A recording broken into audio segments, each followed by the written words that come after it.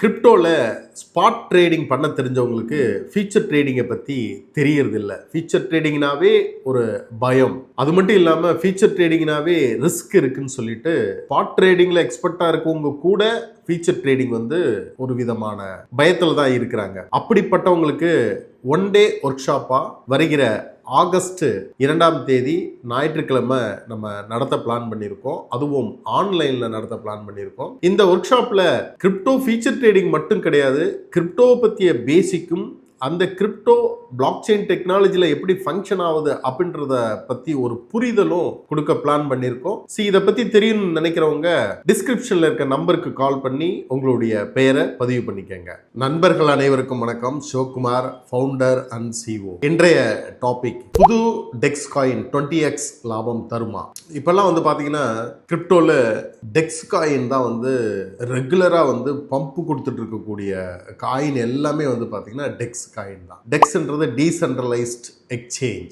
Finance யூனிட்டிக் exchange போல run பண்ணிட்டு இருக்க எல்லாமே சென்ட்ரலைஸ்ட் எக்ஸ்சேஞ்சு. டீசென்ட்ரலைஸ்ட் எக்ஸ்சேஞ்ச் இப்போ பினான்ஸே இருக்கட்டும், பினான்ஸே பார்த்தீங்கன்னா பினான்ஸ் ஆல்ஃபான்னு சொல்லிட்டு அவங்களே டீசென்ட்ரலைஸ்ட் எக்ஸ்சேஞ்சுமே சென்ட்ரலைஸ்ட் எக்ஸ்சேஞ்சுக்குள்ளே வச்சுருக்கிறாங்க. ஸோ இப்படி எல்லாருமே டீசென்ட்ரலைஸ்ட் எக்ஸ்சேஞ்சில் கான்சென்ட்ரேட் பண்ணுறதுனால, எல்லாமே ஃபோக்கஸ் அதில் பண்ணுறதுனால இந்த டெக்ஸ் காயின் எல்லாமே நல்ல ஒரு பம்ப்பு கொடுத்துட்ருக்கு. டெக்ஸ் காயின்றது ஒன்றும் இல்லை, நீங்கள் வேலெட், இப்போ trust wallet, meta mask wallet மாதிரி அந்த வேலெட்டை நீங்கள் கனெக்ட் பண்ணி அதில் நீங்கள் ட்ரேடு எடுக்கிறது தான் டீசென்ட்ரலைஸ்ட் எக்ஸ்சேஞ்ச். ஒரு பீரியடில் ட்ரஸ்ட் வேலெட், மெட்டா மாஸ்க்லாம் நீங்கள் காயின் சென்ட் பண்ணுறதுக்கு ரிசீவ் பண்ணுறதுக்கு மட்டும்தான் இருந்துச்சு. பட் நீங்கள் இப்போ ட்ரஸ்ட் வேலெட்லேயும் மெட்டா மாஸ்க்லையும் நீங்கள் ட்ரேடே எடுக்கிற அளவுக்கு அது டீசென்ட்ரலைஸ்டாக உருவாக்கிட்டாங்க. இதுதான் ரியல் Web3 அப்படின்னு சொல்லக்கூடியது. இப்போ ரீசெண்டாக ஹைப், நம்ம ஏற்கனவே ஹைப்பர் லிக்விட் பார்த்துருக்கோம். அதனுடைய பம்ப் ரீசெண்டாக பார்த்தீங்கன்னா வேல்ஸ் எல்லாமே பெரிய லெவலில் அக்குமுலேட் பண்ணி அந்த காயின் $72 மேலே ட்ரேட் ஆகிட்டு. அதுக்கு காரணம் என்னன்னு கேட்டிங்கன்னா, வேல்ஸ் 47 ரேஞ்சிலே நிறைய அக்குமுலேட் பண்ணாங்க. ஸோ ஈவன் பினான்ஸுடைய ஜிசி கூட இப்போ அதிகமாக ஒரு கவனம் செலுத்துறதே டீசென்ட்ரலைஸ்டில் தான். அப்படிப்பட்ட ஒரு காயின் தான் இன்னைக்கு நம்ம பார்க்கக்கூடிய மெட்டோரா.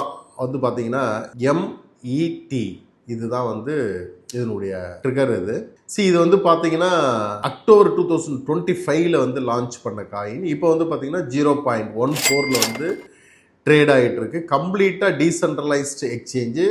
டெஃபி என்னெல்லாம் ஒரு டீசென்ட்ரலைஸ்ட் லிக்விடிட்டி ப்ரோட்டோகாலில் அண்டு AMMல டெஃபி ரிலேட்டடாக இருக்கக்கூடிய எல்லாமே இதில் யூஸ் கேஸ் ஆகிருக்கு. நிறைய வேல்ஸும் அக்குமுலேட் பண்ணிட்டு இருக்கிறாங்க. இது 2025 லான்ச் பண்ணி நியர்லி $1 வரைக்கும், $0.9 வரைக்குமே போன காயின் இப்போ 0.14 இருக்குது.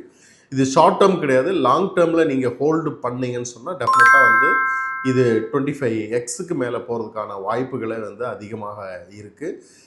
இதை நீங்கள் ஷார்ட் டேர்மாக பார்க்காம மினிமம் 1 இயராவது ஹோல்டு பண்ணிங்கன்னு சொன்னால் டெஃபினட்டாக இதில் 25x மேலே போகிறதுக்கு வாய்ப்புகள் இருக்குது. இதே போல் லாஸ்ட்டாக ஒரு 3 காயின்களை பற்றி போட்டிருந்தோம்.